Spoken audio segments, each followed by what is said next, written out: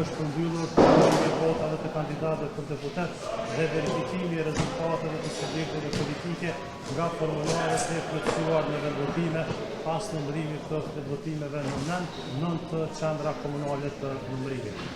Qendrat komunale të numërimit, të cilat kanë përfunduar këto aktivitete, janë në komuna Junikë, Shtërcës, Hanje Lezit, Parteshi, Mamusha, Zugin Potokës, Veçani, Potokës dhe Novobada. Procesi i numërimit dhe verifikimit është duke vazhduar në 29 qendra komunale të tjera. Sipas të dhënave, deri më tani, pra 9 shoror ora 17, numri i përgjithshëm të vendvotimeve të procesuara që i takojnë 38 qendrave komunale të numërimit është 902 nga 2498 vendvotime, apo mbi 36% e tyre.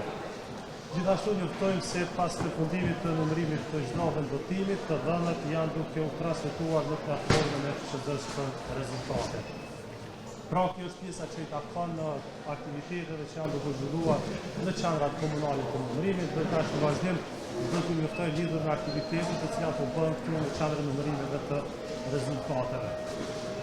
Qendrat komunale, të cilat kanë përmbyllur procesin e numërimit dhe verifikimit, janë duke dorëzuar materialin zgjedhor në qendrat e numërimit dhe të rezultateve. Në QNR së shpejti do të fillojë skanimi i listës së votuesve nga vendvotime të rregullta nga disa prej komunave që tashmë kanë përfunduar punën e QNR dhe që kanë dorëzuar materialin zgjedhor. Skanimi i listës së votuesve që është përdorur në vendvotime është i domosdoshëm para se të fillohet me numërimin e votave nga vendvotimet me kusht, sepse i ndihmon Komisioni Qendror të Zgjedhjeve të sigurohet se askush nuk ka votuar dy herë në vendvotimin e rregullt dhe në vendvotimin me kusht.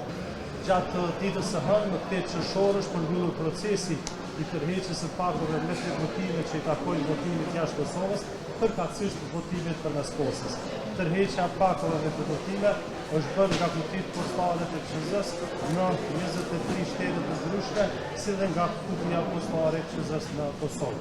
Nga 23 kuti postare janë tërhequr më shumë se 85.700 pako që supozuara në vendvotime, një pjesë prej të cilave tashmë janë sjellur në Kosovë. Gjatë pasditës së sotme, duke filluar nga ora 16, në qendrën e numërimit dhe të rezultateve, ka filluar procesi i vlerësimit të pakove të supozuara në vendvotime nga votimi jashtë Kosovës, përkatësisht nga votimi përmes postës, që deri më tani janë sjellur në Kosovë. Qëllimi është që të vërtetohet nëse këto pako janë dërguar nga votuesit e regjistruar për votim përmes postës.